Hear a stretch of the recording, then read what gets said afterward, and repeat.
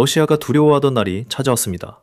수년 동안 푸틴의 군대는 전선 뒤 깊은 곳에서 발사한 활공 폭탄으로 우크라이나를 공격할 수 있었습니다. 이제 모든 게 달라졌고 이는 스웨덴 덕분입니다. 스웨덴이 우크라이나를 위해 한 일은 어느 나라든 할 수 있었던 최고의 행동이며 시기 또한 매우 적절했습니다. 러시아가 두려워하는 것이 우크라이나로 가고 있습니다. 스웨덴이 우크라이나에 강력한 힘을 주었고 이는 모두 장거리 타격 능력에 달려 있습니다. 이건 정말 미친 짓입니다. 이것이 전쟁을 끝낼 수 있습니다. 5월 28일 스웨덴 총리 울프 크리스테르손과 우크라이나 대통령 볼로디미르 젤렌스키가 공동 브리핑에서 중대한 발전을 발표했습니다. 합의가 마무리됐습니다. 모든 것이 공식적입니다. 스웨덴의 그리펜 CD 전투기 16대가 우크라이나로 향하고 있습니다.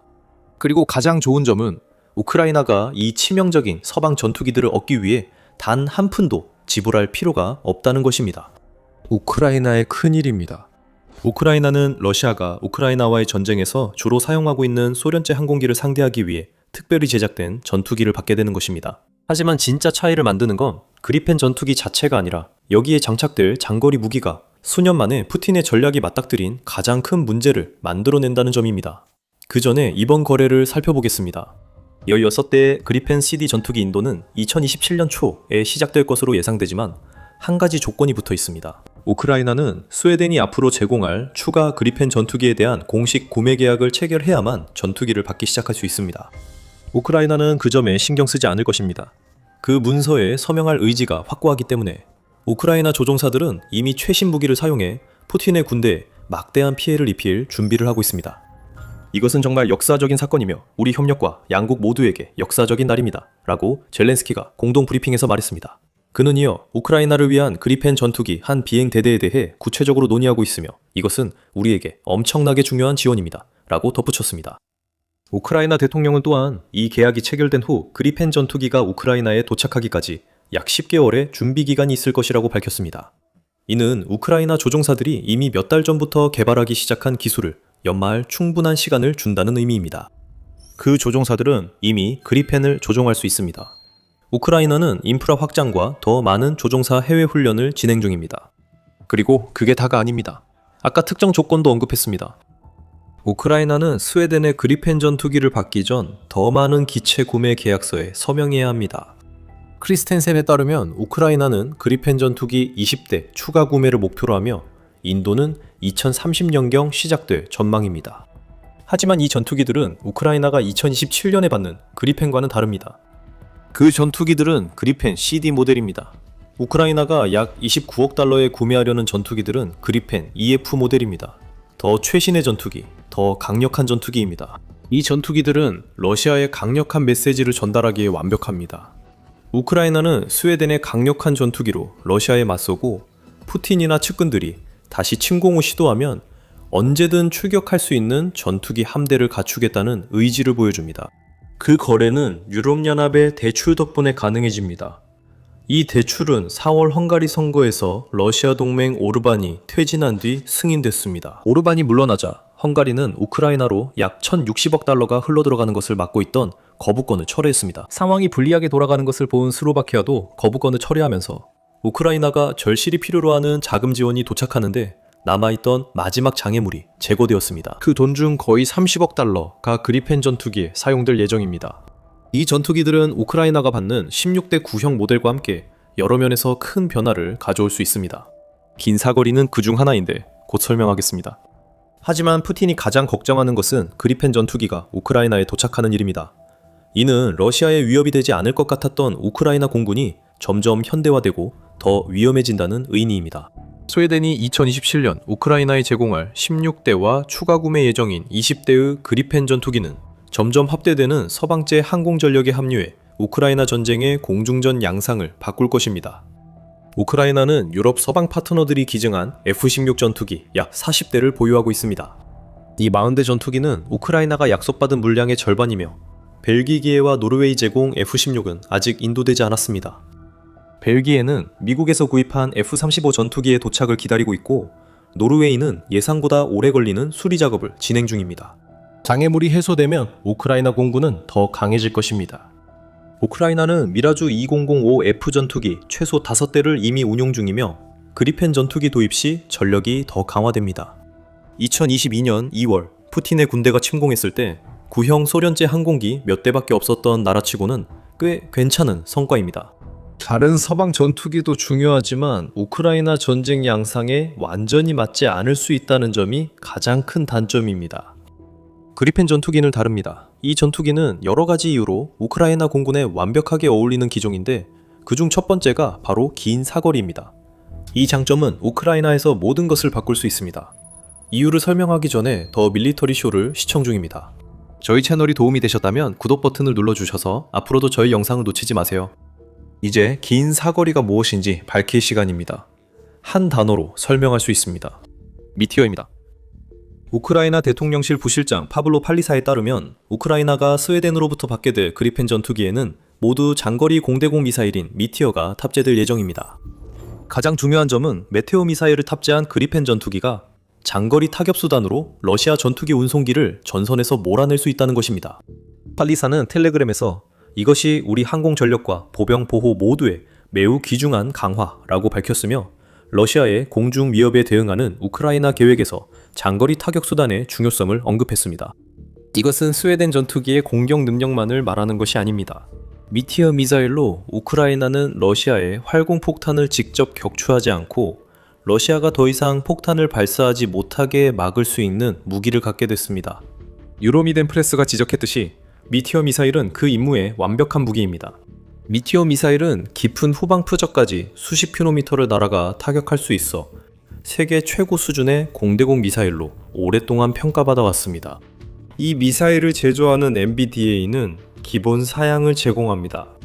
190kg 무게의 이 미사일은 우크라이나가 견고한 진지 파괴용이 아닙니다. 화력은 강하지만 수백 킬로그램 탄두를 목표에 전달하는 무기는 아닙니다. 미티어 미사일의 강점은 엄청난 정밀도와 특정 목표물을 제거할 수 있는 충분한 위력을 결합한 데 있습니다. F-35, 프랑스의 라팔, 유로파이터 타이푼 등 여러 종류의 전투기에 탑재할 수 있으며 그리펜까지 호환 가능한 플랫폼에 추가된 미티어 미사일은 가시거리 밖 공대공 미사일로 이는 우크라이나 전략의 핵심입니다. 다른 공대공 미사일을 쓰면 우크라이나 그리펜 전투기는 러시아 방공망이나 전투기 사정거리 내에서만 미사일을 쏠 수 있습니다. 하지만 미티어 미사일은 그렇지 않습니다. 그리펜 전투기는 미티어 미사일을 발사할 수 있으며 러시아는 미사일이 목표로 돌진할 때까지 이를 감지하지 못할 것입니다. 미티어 미사일이 목표에 도달하면 적 항공기를 무력화시키기 위해 특별히 설계된 정교한 파편 폭발 탄도를 터뜨립니다. 이것이 우크라이나가 러시아 활공폭탄에 대응해 장거리 무기를 어떻게 쓸지에 대한 힌트입니다. RF 근접 신관과 충격 신관의 조합으로 미티어 미사일은 여러 방식으로 표적을 타격할 수 있으며 파편 탄두는 넓은 표적 지역에 피해를 입혀 성공 확률을 높입니다. 미티어 미사일은 마하 4 이상의 속도로 날아 도망칠 수 없어서 러시아의 상황을 더욱 악화시킵니다.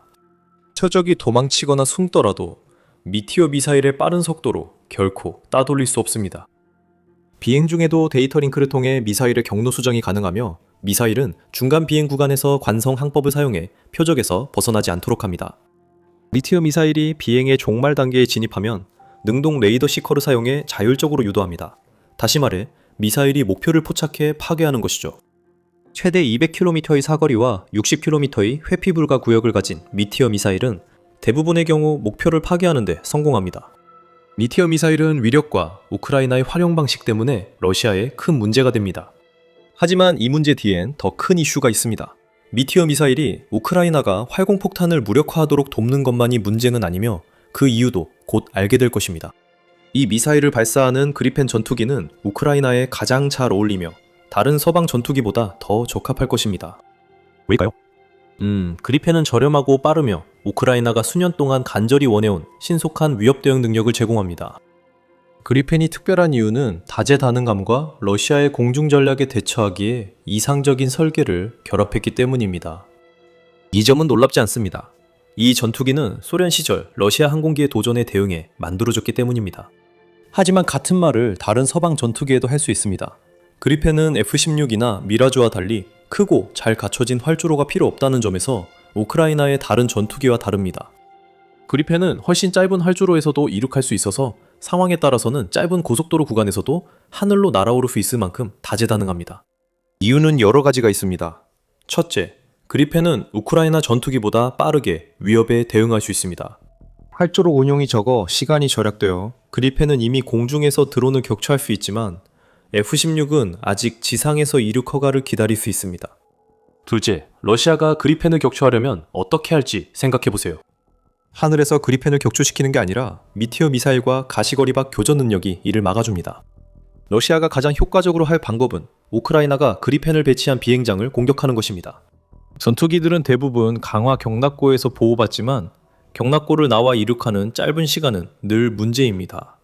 그 시간이 짧을수록 우크라이나의 새로운 스웨덴 전투기가 지상에 있을 때 러시아 미사일이 명중시킬 확률도 줄어듭니다. 이 모든 것은 그리펜 전투기가 도입되면 우크라이나가 러시아의 공중 위협에 거의 즉각적으로 대응할 수 있다는 것을 의미합니다. 더 좋아지며 매우 빠른 재출격 준비 시간도 그리펜의 주요 특징입니다. 우크라이나 조종사 바딤 보로슐료프는 그리펜이 유일하게 조국을 위해 영혼을 팔아서라도 조종하고 싶은 전투기라고 말했으며 이 기체는 이상적 조건에서 10분 만에 연료 보급과 무장 재장착이 가능합니다. 드론 공격과 같은 상황에서 그리펜은 출격하여 드론을 격추하고 착륙해서 연료와 무장을 재보급받은 뒤 다시 이륙해 두 번째 출격으로 또 다른 드론 무리를 격추할 수 있다는 뜻입니다.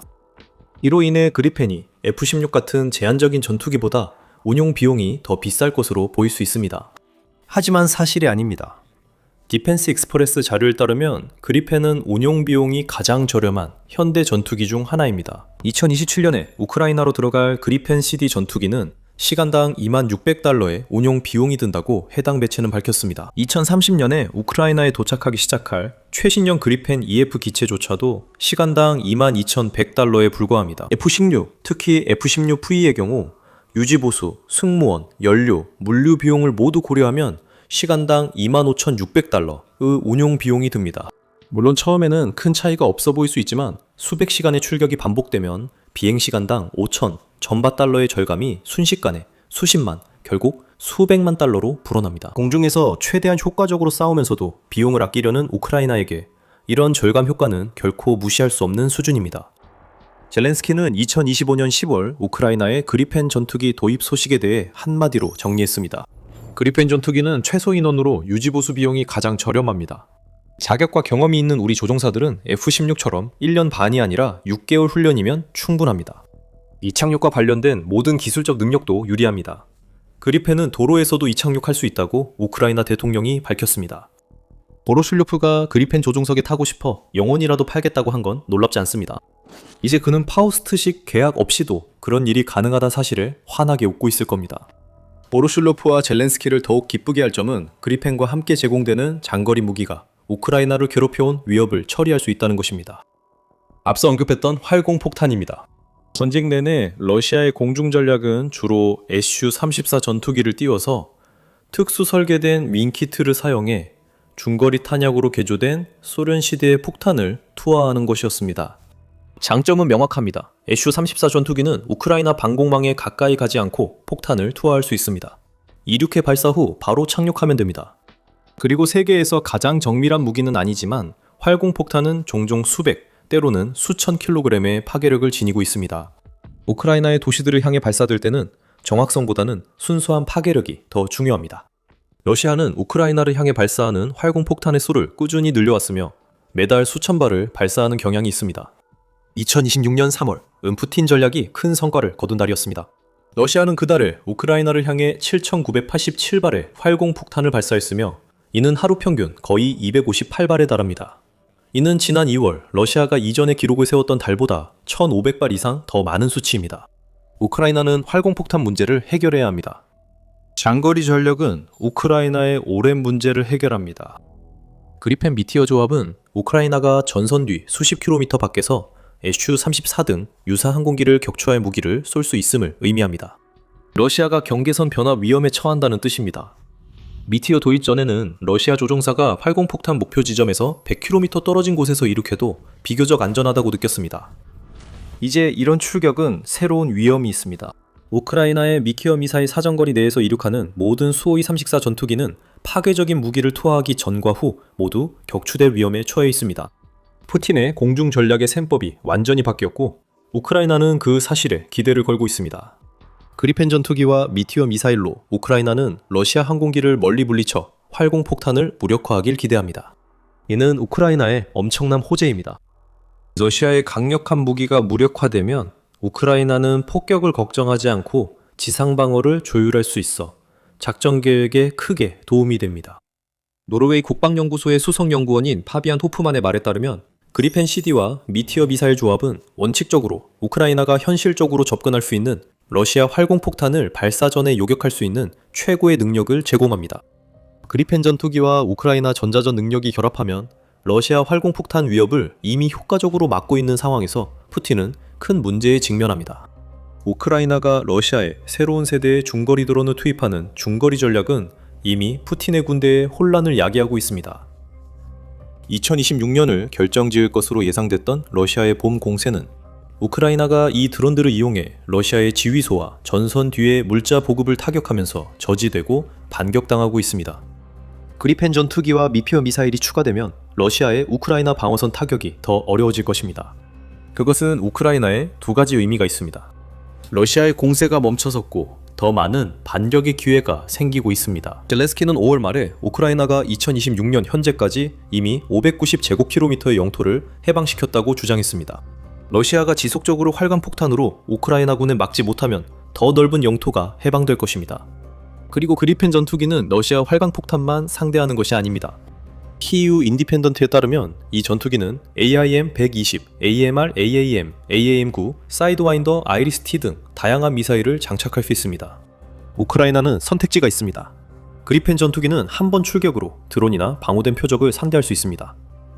다음 출격에서 그리펜이 푸틴이 활공폭탄 전략에 의존하는 항공기들의 미티어 미사일을 쏠 수 있습니다.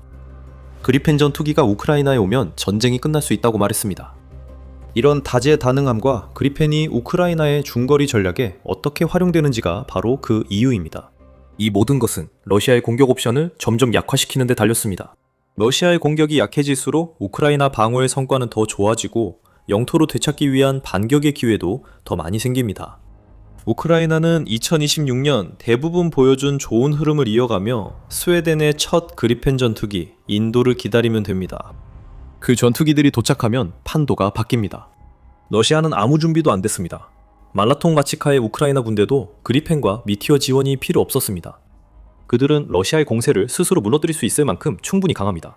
4년이 넘는 시간 동안 작은 마을 말라통 마치카의 방어선은 러시아의 공격을 버텨냈고 그 뒤에는 불타는 장갑차, 드론, 그리고 병사들의 흔적이 남았습니다. 러시아의 가장 굴욕적인 전장 교착상이 드러났으며 영상에서 전체 내용을 확인할 수 있습니다.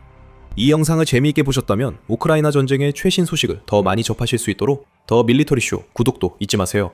그리고 항상 시청해주셔서 감사합니다.